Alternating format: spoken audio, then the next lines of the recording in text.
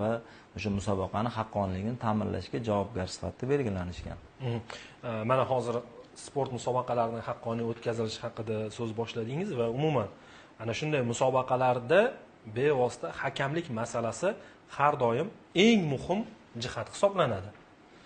Umuman mana shu 5 tashabbus olimpiadasida hakamlarni tayyorlash masalasi yoki bo'lmasam ularni mana shu chempionatga taklif qilish borasida qanday ishlar amalga oshiriladi?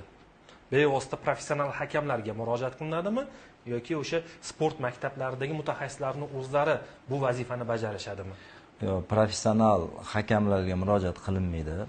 Ushbu vazifalar hududlarda har bitta mahallaga sport trenerlari biriktirilgan va o'sha mahallani jamoalarini shakllantirishda ham sport trenerlari o'sha jamoalarni shakllantirishda asosiy mezon bo'lib ishtirok etishyapti va musobaqalarning o'tkazilishiga, o'sha hakamlik qilishiga sport maktabini trenerlari javobgar deb belgilangan.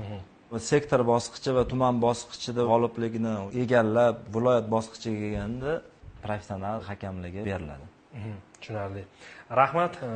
Umid qilamizki, aynan bevosita bugun biz so'z yuritgan mavzuyimiz mahallalarda sport infratuzilmasini rivojlantirish va sport maydonchalaridan samarali foydalanishni to'g'ri yo'lga qo'yilishi va bevosita aynan mana shu yo'nalishda davlatimiz rahbari tomonidan imzolangan qaror yurtimizda, xususan mahallalarda sport infratuzilmasini rivojlantirish yo'lidagi katta bir qadam bo'la oladi va bu yurtimizda sport sohasining yanada taraqqiy topishi, yurtimizdan, mamlakatimizdan yangi chempionlarning yetishib chiqishiga zamin hozirlaydi. Sardor aka, bugungi ko'rsatuvdagi ishtirok uchun rahmat deymiz. Ishlaringizda muvaffaqiyat tilaymiz. Sizlarga ham rahmat. Rahmat.